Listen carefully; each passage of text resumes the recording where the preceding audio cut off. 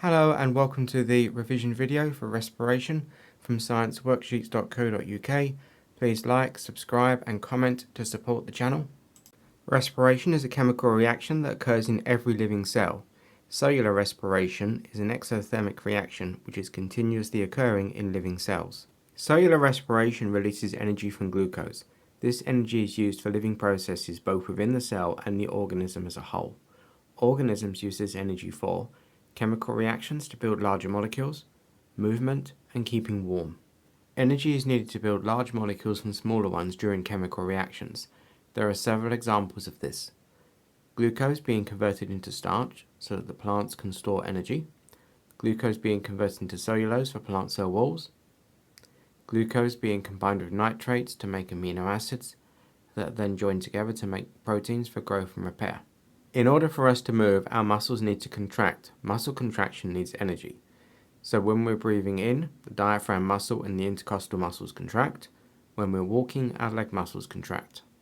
Plants can also move in growth movements, which needs energy. An example of this is how a shoot grows towards the light. Keeping warm. Mammals and birds use energy to maintain a constant internal body temperature. Organisms have enzymes to speed up chemical reactions. These enzymes have optimum temperatures where they work best. The energy released in respiration helps to maintain core body temperature. Types of respiration. There are two types of respiration: aerobic, using oxygen, anaerobic, without oxygen. In both cases, energy is transferred from the chemical energy store in glucose to another energy store. So, for example, if a person is walking, then the energy is transferred mechanically from the chemical energy store in the glucose into kinetic energy store for the movement of the person. Aerobic respiration occurs within the mitochondria of the cells and uses oxygen to release energy from glucose. Aerobic respiration is the complete oxidation of glucose. In the equation, glucose plus oxygen gives carbon dioxide plus water. You will also need to learn the symbol equation underneath. Anaerobic respiration releases energy from glucose in the absence of oxygen.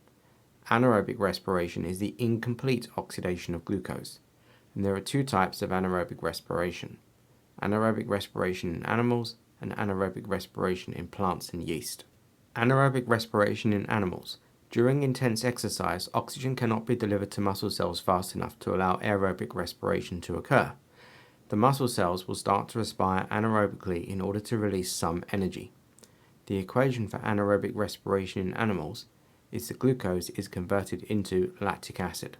There are problems with anaerobic respiration in animals. The glucose is not completely oxidized, so it's only partially broken down. This means that only some of the energy is released from the glucose. Anaerobic respiration will release approximately 10% of the energy compared to aerobic respiration. Lactic acid is also produced during anaerobic respiration, and this acts as a mild poison, causing muscle fatigue in animals. And when the oxygen becomes available again, the lactic acid is then broken down. The amount of oxygen needed to break down the lactic acid is known as the oxygen debt. Anaerobic respiration in plants and yeast. The equation for anaerobic respiration in plants and yeast is shown below. The glucose is converted into ethanol and carbon dioxide. When plants are in the soil and the soil is waterlogged, this makes it difficult for oxygen to reach the plant roots, so the plant roots would respire anaerobically.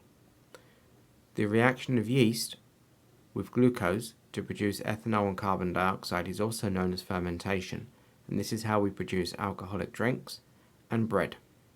Thank you for watching. See our revision notes, the link is in the description.